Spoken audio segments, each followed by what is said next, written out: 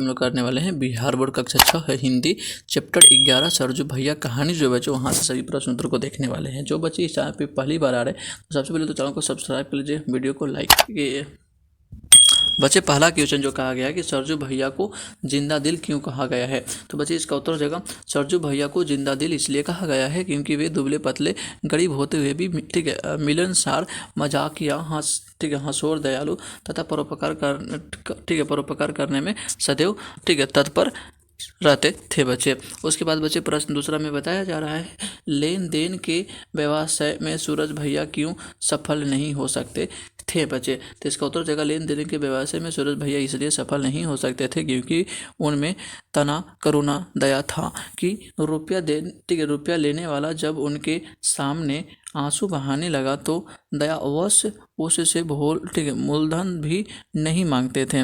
अतः ऐसा व्यक्ति लेन देन के व्यवसाय में कभी सफल नहीं होता। उसके बाद बच्चे प्रश्न तीसरा में कहा जा रहा है चतुर फुर्तीले और काम काजू आदमी होते हुए भी सूरज भैया सुखी संपन्न क्यों नहीं रह सके। तो बच्चे इसका उत्तर हो जाएगा बच्चे सूरज भैया चतुर फुर्तीले और काम काजू आदमी होते हुए भी सुखी संपन्न नहीं रह सके क्योंकि सूरज भैया सरजू हो जाएगा सरजू भैया की दूसरे के काम से ही फुर्सत नहीं मिलती थी। किसी के घर में कोई बीमारी पड़ा तो वैद्य या डॉक्टर बुलाने का काम सरजू भैया करते। किसी को बाजार से सौदा लाना है सरजू भैया लाते। किसी को किसी संबंधित को खोज खबर कर लेनी है तो सरजू भैया को भेजा जाता था बच्चे। अब उसके बाद बच्चे प्रश्न आगे कहा जा रहा है किसी को बच्चे इसी में हो जाएगा बच्चे उत्तर किसी को कोर्ट का काम है सरजू भैया तैयार रहते। अर्थात गांव भर के लोग का बोझ सिर पर लेकर अपना खेत घर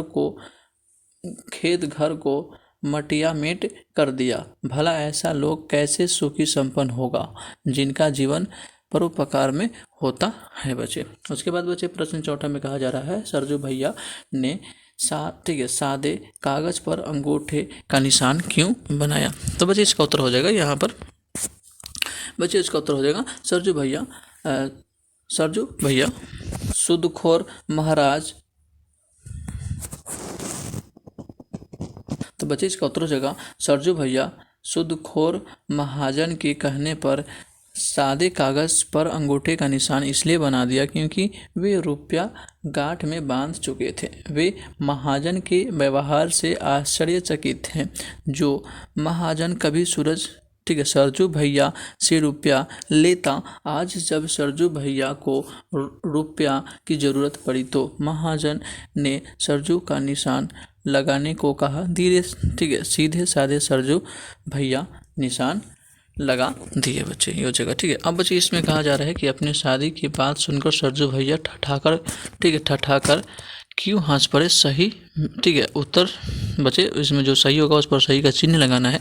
तो बच्चे इसमें क्वेश्चन दिए गए हैं तो इसका बच्चे उत्तर जो हो जाएगा बच्चे घ हो जाएगा कि वह हंसकर बात टालना चाहते थे। अब उसके बाद बच्चे अगला क्वेश्चन में बच्चे इसमें बताया जाता है पाठ से आगे कुछ अगला भी क्वेश्चन है। अगला क्वेश्चन है बच्चे यहाँ पर कि काजी जी दुबले क्यों। शहर के अंदेश से यह कहावत सरजू भैया पर कहाँ तक चरितार्थ होती थी।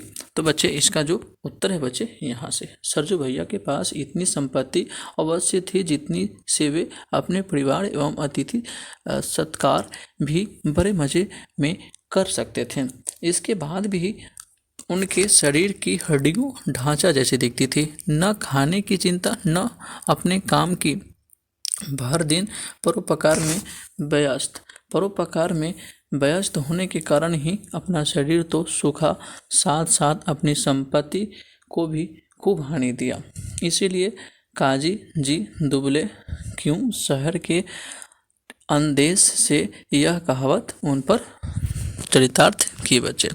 अब उसके बाद बच्चे प्रश्न अगला दूसरा कहा जा रहा है आपके जोक खटमल और चिल्लर में सबसे खतरनाक किसे मानते हैं और क्यों।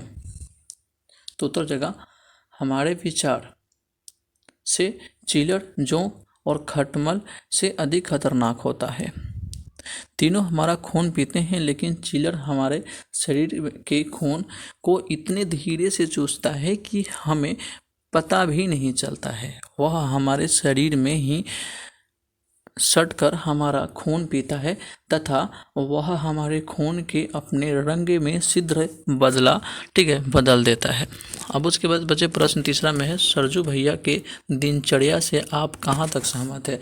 बच्चे इसका उत्तर हो जाएगा सरजू भैया। सरजू भैया के दिनचर्या से हम बिल्कुल सहमत नहीं हैं। उनका कोई दिनचर्या नहीं है। दिन रात जो दूसरों के काम काज में व्यस्त रहकर स्वयं को सुखा ले तथा अपनी संपत्ति को भी हानि पहुंचा दे, ऐसे व्यक्ति को दिनचर्या से कभी भी कोई व्यक्ति सहमत नहीं हो सकता है बच्चे। अब उसके बाद बच्चे प्रश्न आगे है, सरजू भैया के सेवा सदन का दरवाजा हमेशा खुला रहता था, इस आशय का तात्पर्य है। ठीक है, इस आशय का क्या तात्पर्य है? तो बच्चे इसका उत्तर हो जाएगा, सरजू भैया के सेवा सदन का दरवाजा हमेशा खुला रहने का आशय है कि जब भी चाहे दिन हो या रात, सर्दी हो या बरसात अथवा चिंता, ठीक है, पिताली, धूप, जिसने जो भी कहा उसने जो भी कहा करने को तुरंत तैयार।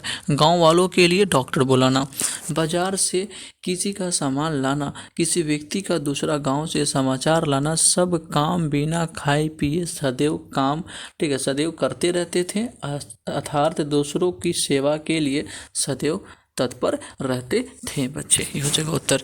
ठीक है, अब व्याकरण से कुछ क्वेश्चन दिया गया है, व्याकरण से कुछ क्वेश्चन को देख लेते हैं। यहाँ से कुछ क्वेश्चन दिए गए हैं, जैसे बच्चे यहाँ पर दिया गया है, यदि आपको वाक्य में प्रयुक्त विशेषण को पहचानने में कठिनाई होती है तो याद रखिए। अगर आपको सचमुच में विशेषण पहचानने में अगर परेशानी होती है तो आपको ये याद रखना है। कैसे?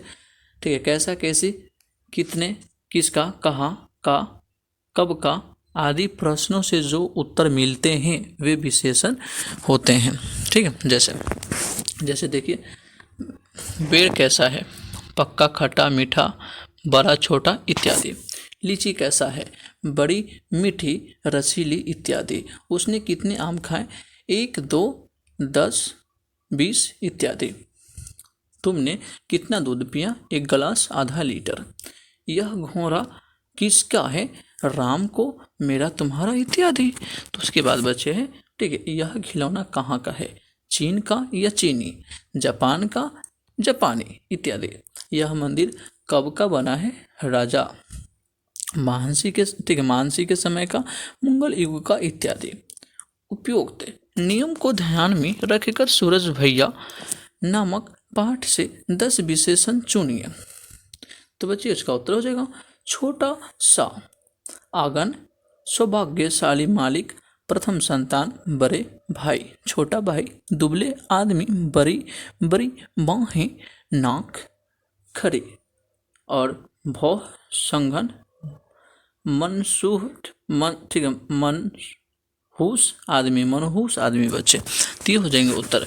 अब बच्चे प्रश्न दूसरा में बच्चे ये जो आपको अंतिम प्रश्न यहाँ पे है बच्चे इस चैप्टर का, सरजू भैया चैप्टर से। सो बच्चे क्वेश्चन है, सरजू भैया के शुद्धवापन के कारण ठगे जागने की कहानी उत्तम पुरुष में लिखी है। तो बच्चे इसका उत्तर हो जाएगा, मान लिया कि मैं लखनऊ हूँ। अब उत्तम पुरुष में सरजू भैया के शुद्धवापन के कारण ठगे जाने की कहानी लिखी जा सकती है। मैं एक बार किसी ज़रूरत में सरजू भैया से कुछ रुपए लिए, मेरा काम बन गया, रुपए खर्च हो गए, लेकिन अभी तक मैंने सरजू भैया का पैसा वापस नहीं किया, क्योंकि मैंने समझा सरजू भैया को जब ज़रूरत होगी मुझसे मांग लेंगे, लेकिन उन्होंने न कभी मांगा, न मैंने कभी उनका रुपया लौटाने का प्रयास ही किया, जबकि वे दूसरों से खुद पर रुपये लेते हैं। ठीक है, दूसरों से बच्चे, ठीक है, जबकि वे दूसरों से शुद्ध पर रुपये लेते हैं, लेकिन हमसे कभी नहीं मांगा। मुझसे ही नहीं, गांव के किसी व्यक्ति से पैसा मांगना उनके नियम के खिलाफ लगता था, जिसके कारण उनके पिताजी के समय में चलता हुआ लेन देन बंद हो गया बच्चे। तो इस प्रकार से आप लोग क्या है कि सरजू भैया को ठग सकते हैं बच्चे। ठीक है, तो तो ये हो जाएगा आपका अंतिम प्रश्न। वीडियो में कोई भी प्रकार की त्रुटि हो तो अपना कमेंट बॉक्स में राय जरूर दीजिएगा। बाकी अभी तक चैनल को सब्सक्राइब नहीं किया तो चैनल को सब्सक्राइब कीजिए। फिर से मिलते हैं अगले अध्याय में। जय हिंद।